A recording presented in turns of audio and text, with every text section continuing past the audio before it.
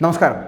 കേരളം ഇത്തവണ ഞങ്ങളിങ്ങ് അടുക്കുമെന്ന ഉറച്ച ആത്മവിശ്വാസത്തിലാണ് നരേന്ദ്രമോദി നേതൃത്വം നൽകുന്ന BJP. പതിവിൽ നിന്ന് വ്യത്യസ്തമായി സംസ്ഥാനത്തെ ഗ്രാമങ്ങളിലാണ് അദ്ദേഹം ജനങ്ങളെ കാണാൻ എത്തിക്കൊണ്ടിരിക്കുന്നത് എന്നുള്ളതാണ്. ഇത് കണ്ട് പിണറായിയും VD സതീശനും അടക്കമുള്ളവർ വലിയ അങ്കലാപ്പിലാണ് എന്ന് പറയാതിരിക്കാൻ കഴിയില്ല.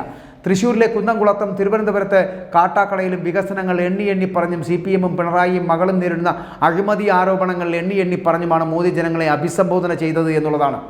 ഇത് ആരെയും കോരിത്തെരിപ്പിക്കും. സാധാരണ ഗ്രാമങ്ങളിൽ നിന്നുള്ളവർ നഗരങ്ങളിലെത്തിയാണ് മോദിയുടെ തെരഞ്ഞെടുപ്പ് പ്രചാരണ പ്രവർത്തനങ്ങൾ അല്ലെങ്കിൽ തെരഞ്ഞെടുപ്പ് റാലികളിൽ പങ്കെടുത്തിരുന്നത് മുൻപ്. നഗരത്തിലെ തിരക്ക് ഒഴിവാക്കുന്നതിനൊപ്പം ഗ്രാമീണ ജനതയുടെ സ്പന്ദനം അറിയാവും അല്ലെങ്കിൽ അതും അറിയുമാവും സന്ദർശനത്തിലൂടെ മോദിക്ക് കഴിഞ്ഞിരിക്കുന്നു എന്നുള്ളതാണ്. 2 മാസത്തിനിടെ 5 തവണയാണ് അദ്ദേഹം കേരളത്തിൽ പറന്നിറങ്ങിയത്. തികഞ്ഞ ആത്മവിശ്വാസമുള്ളത് കൊണ്ട് തന്നെയാണ് ഈ പറന്നിറക്കൽ. തിരുവനന്തപുരവും തൃശ്ശൂരും ഇക്കുറി കാവിക്കൊടി പാറിക്കും അത്രയ്ക്ക് അനുകൂലമായിട്ടുള്ള കാറ്റാണ് വീശുന്നത് എന്നും വെറും വാക്ക് പറഞ്ഞതല്ല ജനങ്ങളെ നേരിൽ കണ്ടത് എന്നും കരുവന്നൂരിൽ വായ്പാ തട്ടിപ്പിലൂടെ CPM നേതാക്കൾ കൈക്കലാക്കിയ 100 കോടിയിലധികം രൂപ ED കണ്ടെത്തുകയും അത് നിക്ഷേപകർക്ക് കൈമാറാൻ തയ്യാറാണ് എന്ന് ഹൈക്കോടതിയെ അറിയിക്കുകയും ചെയ്തിരിക്കുന്നു. ഈ വാർത്ത കേട്ട് ഇടിവെട്ടേറ്റ പോലെ കിടക്കുകയാണ് തൃശ്ശൂരിലെ CPM നേതാക്കൾ അടക്കമുള്ളവർ. പിണറായിയുടെ ക്രൈംബ്രാഞ്ച് അന്വേഷിച്ചിട്ടും കണ്ടെത്താതിരുന്ന പണവും പല പ്രതികളെയും മോദി EDയെ അയച്ചതോടെയാണ് പിടിയിലായത് എന്നുള്ളതും വസ്തുതയാണ്. അതിൽ നിന്ന് തന്നെ സംസ്ഥാന സർക്കാർ തട്ടിപ്പിന് കൂട്ടുനിന്നു എന്ന് വ്യക്തമാകുന്നു. PK ബിജുവും തൃശ്ശൂർ ജില്ലാ സെക്രട്ടറി വർഗീസും AC മൊയ്തീൻ MLAയും EDയുടെ മുന്നിലെത്തിയത് മോദി സർക്കാരിൻ്റെ ഇച്ഛാശക്തി കൊണ്ട് മാത്രമാണ് എന്ന് പറയാതിരിക്കാൻ കഴിയില്ല. CPMനെ വിശ്വസിച്ച് പണം നിക്ഷേപിച്ചവരോട് കണ്ണിൽ ചോരയില്ലാത്ത സമീപനമാണ് പാർട്ടി സ്വീകരിച്ചത്. നേതാക്കൾക്ക് പകരം നിരപരാധികളാണ് പ്രതികളാക്കുന്ന ഒരു സാഹചര്യം ഉണ്ടാക്കിയെടുത്തു. അതിൽ ചിലരുടെ കിടപ്പാടം വരെ കണ്ടുകെട്ടുന്ന അവസ്ഥയിലേക്ക് പോയി. ഹൈക്കോടതി ഇടപെട്ടത് കൊണ്ട് മാത്രമാണ് ഒരു ചെറിയ ആശ്വാസമായത് എന്നുള്ളതാണ്. നേതാക്കളുടെ തെറ്റുകൾ മറയ്ക്കാൻ CPM ഏതറ്റം വരെ പോകുമെന്നും എന്ത് നീചപ്രവൃത്തിയും കാണിക്കുമെന്നും നാട്ടുകാർക്ക് ഇപ്പോൾ മനസ്സിലായിരിക്കുന്നു. എന്നിട്ടും യാതൊരു എളുപ്പമില്ലാതെ പിണറായിയും കൂട്ടരും അതിനെ ന്യായീകരിച്ചു കൊണ്ടേയിരിക്കുന്നു. ചികിത്സയ്ക്കും ജീവിക്കാനും പണമില്ലാതെ ദയാവധം തേടി നിക്ഷേപകരിൽ ഒരാൾ മുഖ്യമന്ത്രിക്ക് എഴുതിയതോടെയാണ് പണം നൽകിയതിനെക്കുറിച്ച് പുറം ലോകം അറിയുന്നത്. ഇതൊക്കെ കാണുമ്പോൾ സത്യത്തിൽ ഇവർ ആർക്ക് വേണ്ടിയാണ് ഭരിക്കുന്നത് എന്നുള്ളൊരു ചോദ്യം ഉയരുകയാണ്. അതിനുള്ള ഉത്തരമാണ് എക്സാലോജി കമ്പനി ഉടമയും മുഖ്യമന്ത്രിയുടെ മകളുമായിട്ടുള്ള വീണ വിജയൻ ഇപ്പോൾ നേരിട്ടുകൊണ്ടിരിക്കുന്ന കേസുകൾ എന്ന് പറയപ്പെടുന്നത്.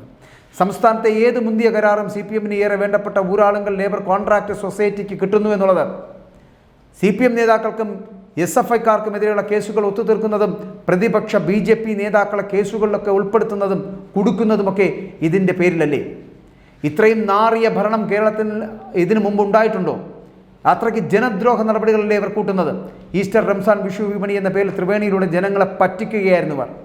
എല്ലാ സാധനങ്ങളും സബ്സിഡി നിരക്കിൽ ലഭിക്കുമെന്നുള്ള പിണറായിയുടെ ഉറപ്പ് പാഴായി. എന്നാൽ നമ്മളിവിടെ ചെല്ലുമ്പോഴാണ് അറിയുന്നത് രാവിലെ എത്തി ടോക്കൺ എടുക്കുന്ന 50 പേർക്ക് മാത്രമാണ് ഒരു ദിവസം സബ്സിഡി സാധനങ്ങൾ നൽകൂ എന്നത്.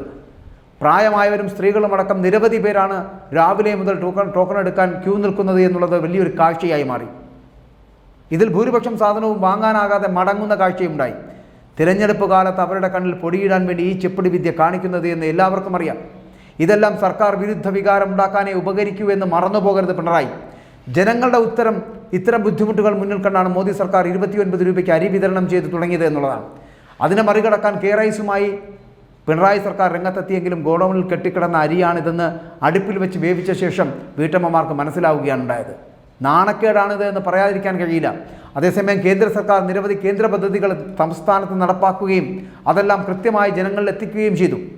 ഇവിടെ പദ്ധതികൾ യഥാർത്ഥ ഗുണഭോക്താക്കളിൽ എത്തിക്കാതെ പ്രചരണം മാത്രം നടത്തുകയാണ്. അതിനായിട്ട് കോടിക്കണക്കിന് രൂപ ചെലവഴിക്കുകയാണ്. വെള്ളം, വൈദ്യുതി തുടങ്ങി ഉപ്പ് തൊട്ട് കർപ്പൂരം വരെയുള്ള സാധനങ്ങൾക്ക് വില വാനോളമേറുന്നു.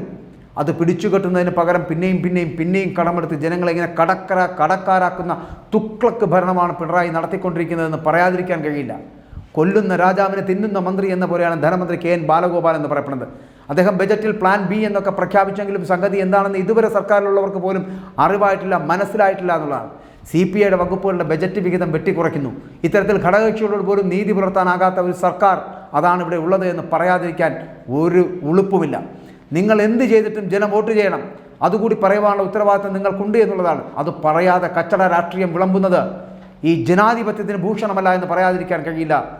മോദി വികസന ഗ്യാരണ്ടി മുന്നോട്ട് വയ്ക്കുമ്പോൾ അതിനോട് പിടിച്ചു നിൽക്കാനാവാത്തത് കൊണ്ടാണ് തക്കിട തരികിട പരിപാടി പിണറായിയും സംഘവും ചേർന്ന് കാണിച്ചു കൂട്ടുന്നത് എന്ന് പറയേണ്ടി വരും. ജനം അതിന് തിരഞ്ഞെടുപ്പിലൂടെയാണ് മറുപടി നൽകാൻ പോകുന്നത് എന്നുകൂടി സൂചന നൽകുകയാണ്. നിങ്ങൾ ഭരിക്കുന്നത് കേരളത്തിലെ ജനങ്ങൾക്ക് വേണ്ടിയാണ്.